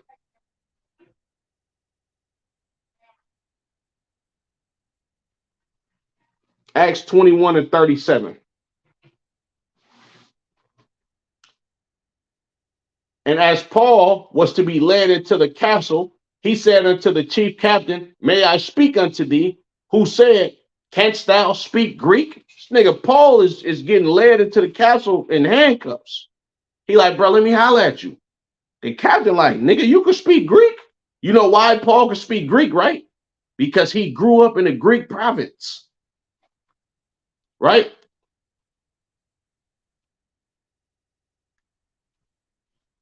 Verse 38, art not thou that Egyptian, which before these days made us an uproar and led us out into the wilderness 4,000 men that were murderers? He like, nigga, ain't you an Egyptian? You know why he's calling Paul an Egyptian? The reason why he calling Paul an Egyptian, because during the time of Christ, matter of fact, Salakia, he called him an Egyptian, right? Let's get that in the pictorial Bible dictionary. I'm going to show you why he was calling Paul an Egyptian. All right. Let's look up the word Alexandria. Remember that city, Alexandria? Let's look up that word, Alexandria. All right. Oh, look, Most High Christ is right there for me too. Alexandria, right?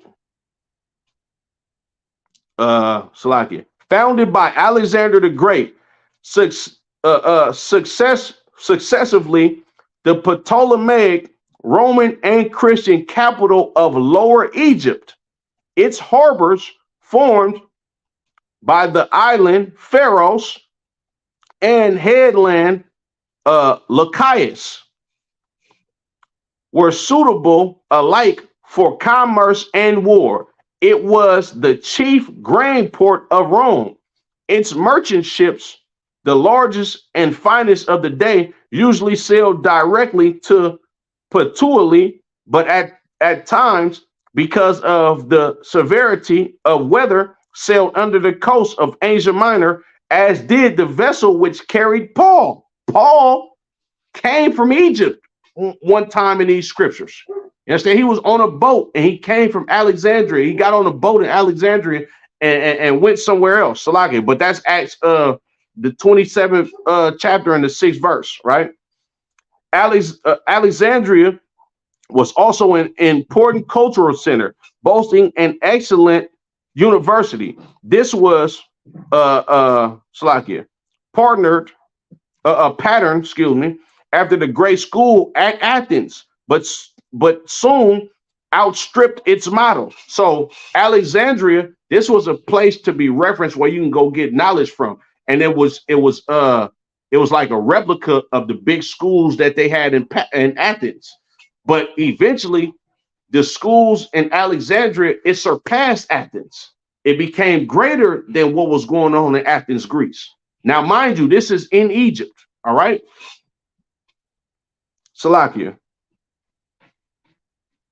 It was especially noted for the study of mathematics, astronomy, medicine, and poetry. Literature and art also flourished. The Library of Alexandria became the largest and best known in the world. In different eras, it was reported as possessing from 400,000 to 900,000 books and rolls. The population of Alexandria had three prominent elements. Listen to this. The population of Alexandria had three prominent elements, right? Jews, Greeks, and Egyptians. Niggas lived in Athens, and Athens was a hotbed to know knowledge. This nigga Paul was an intellectual type of nigga. So this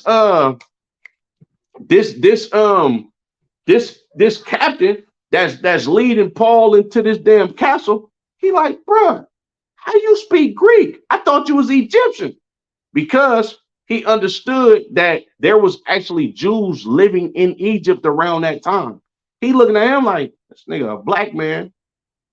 Of course, the Egyptians is black. I thought you was a goddamn Egyptian. This what Paul say to him. Salakia. Where was I at? Yeah, excuse me.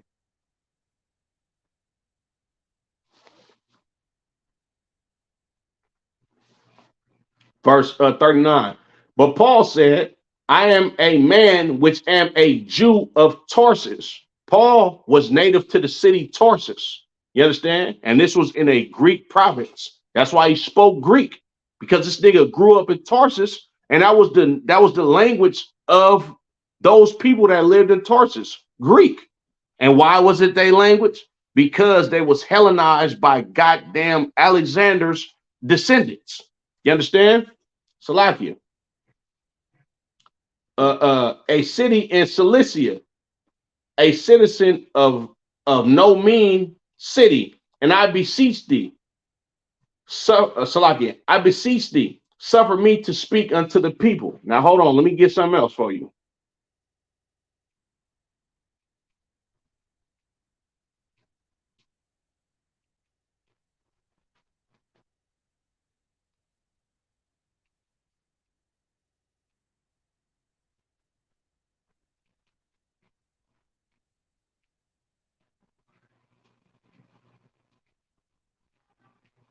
Let me get something else for you. Romans 11 and 1. Let's go to the book of Romans, chapter 11 and verse 1. So, Lucky, I'm going to pull it off the phone because I got it right here. It's the book of Romans, chapter 11 and verse 1. I say then, have God cast away his people? God forbid. For I also am an Israelite of the seed of Abraham of the tribe of Benjamin. This is Paul talking again. He said, did God cast away his people? Nah, he ain't forget about us. He ain't cast away his people because I'm an Israelite from the tribe of Benjamin. You understand? Paul knew exactly who he was. He just spoke Greek because he grew up in a Greek province. You understand? So, like, I got a couple more scriptures and I'm gonna end it. Let's go to Romans 9 and 25. The book of Romans, chapter 9 and verse 25. And he said also in OC, that word OC in the New Testament is a Greek translation to the word Hosea in the Old Testament, right? And he said also in OC or in Hosea, I will call them my people, which were not my people, and her beloved, which was not beloved. Meaning he's going to take these damn people that he exiled or disowned because of how wicked they was, and then he gonna allow them to be his people again. Now let's go to the book of Hosea, right? The book of Hosea, chapter 1 and verse 1.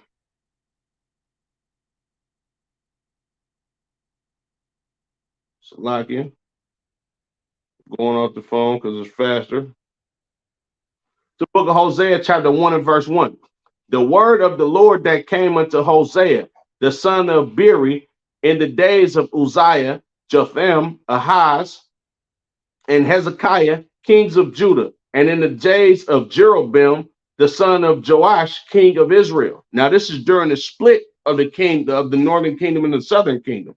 That's why I'm saying the kings of Judah and the kings of Israel. You understand? Because Israel, we went to civil war with them behind I believe it was King Solomon's sons and I believe King Solomon's son, not King Solomon's son, but King Solomon, him going off in his older years, he started doing a lot of wicked shit by dealing with these heathen women.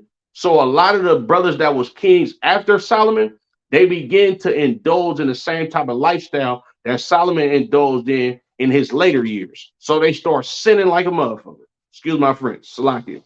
All right. Verse 2. The beginning of the word of the Lord by Hosea. And the Lord said to Hosea, go take unto thee a wife of whoredoms and children of whoredoms, for the land have committed great whoredom, departing from the Lord. Do you understand what the Lord is saying to Hosea? You niggas is wicked right now. So go ahead and go get you a loudmouth, wicked ass broad to go have children by, because that's what the hell y'all doing. Go get you a wife of whoredoms. Go get you a woman that celebrates Christmas. Go get you a woman that smoke weed and eat pork. This is essentially what he's saying to Hosea. He's like, bro, yeah, go ahead and go take you a wife of whoredom because you niggas is wicked and all y'all do is wicked shit. So go ahead and live your life because I'm about to do something to y'all, right? Verse 3. So he went and took Gomer, the daughter of Diblaim, Diblaim, and conceived and bare him a son. And the Lord said unto him, call his name Jezreel, for yet a little while, and I will avenge the blood of Jezreel upon the house of Jehu, and will cause to cease the kingdom of the house of Israel. He said, nigga, I'm about to take away your kingdom. You niggas is going into captivity to the Assyrians for how wicked y'all have been, right? Verse 5, and it shall come to pass at that day that I will break the bow of Israel in the valley of Jezreel. Oh, I'm about to rent y'all kingdom into pieces. This is how mad the Lord is with us. You understand? Y'all Shamal Lathan by Shimi Awashah, sister, water for tapping in. Appreciate it. Right? And she conceived again and bare a daughter. And God said unto him, call her name Lo-Ruhamah, for I will no more have mercy upon the house of Israel, but I will utterly take them away. This is God spazzing on us. God, he not playing so goddamn much. He said, look, go get you a wife that don't keep my law, statutes, and commandments, because none of you niggas keep them anyway. On top of that, start naming your children after the destruction that I'm about to do to y'all. And you see how God ain't playing. You feel me? You see how like it's beautiful to name your child something glorious of the Lord. But he like, nah, nigga, name your children about the destruction that y'all about to receive because you niggas is wicked. God ain't playing at this time, right? Salakia. Verse 7. But I will have mercy of Judah and will save them by the Lord their God, and will not save them by bow, nor by sword, nor by battle, by horses, nor by horsemen. Now, when she had weaned La Ruhama, she conceived and bare a son. So now this is the Lord, he differentiating the northern kingdom and the southern kingdom. He like, Judah, they was more righteous than you niggas up here. Judah, Benjamin, and some of Levi, they was a little bit more righteous than y'all. So I'm gonna rock with them. But northern kingdom, I'm not fucking with y'all. Y'all niggas is done. You know what I'm saying? Right? Salakia. Verse 9. Then God said, call his name Lo Ami, for ye are not my people, and I will not be your God. He said, you ain't my people, and I'm not going to be your God. He's talking to the northern kingdom of Israel. He's talking to the kingdom of Israel. He said, you ain't my people. I ain't going to be your God. You understand? Verse 10. Yet the number of the children of Israel shall be as the sand of the sea, which cannot be measured nor numbered. And it shall come to pass that in the place where it was said unto them, ye are not my people, there it shall be said unto them, ye are the sons of the living God. This is the Lord telling you, I'm not fucking with y'all for a time frame, but eventually I'm gonna have mercy on you. And y'all called y'all niggas not my people, but when y'all get y'all mind right, then you're gonna be able to be called by the sons of the living God. You understand? Verse 11. Then shall the children of Judah and the children of Israel be gathered together and appoint themselves one head, and they shall come up out of the land, for great shall be the day of Jezreel. Then y'all gonna come back together, the Most High Christ. This is what we doing today here in the Isupk. Then you're going to come back together after y'all get it right, and y'all gonna appoint yourself one head over y'all. You understand? It's beautiful. Back to Romans 9 and 25, right? The book of Romans chapter 9 and verse 25. As he saith also in OC or Hosea, I will call them my people which were not my people, and her beloved which was not beloved. And it shall come to pass that in the place where it was said unto them, ye are not my people, they shall, there shall they be called the children of the living God. This is the precept that summed up Hosea. You understand? The Israelites is blacks, Latinos, Native American Indians. You read about a Gentile, depending on the etymology of the word, whether it's ethnos, you understand, which is a physical, real Gentile, a heathen, you understand, or the word Gentile that translates to Helen. This is talking about a Israelite. You understand? Salaki, I'm gonna get one more verse.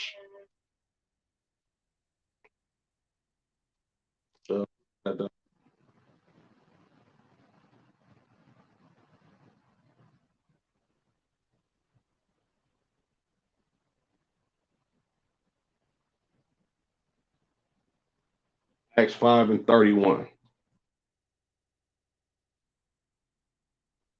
It's the book of Acts, chapter 5 and verse 31.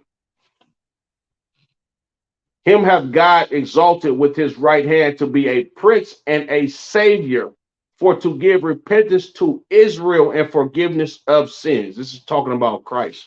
You understand? The Gentiles in the New Testament that Christ was going to go teach, or that the Lord had mercy on, was the children of Israel, nobody else. Man, shalom, Israel.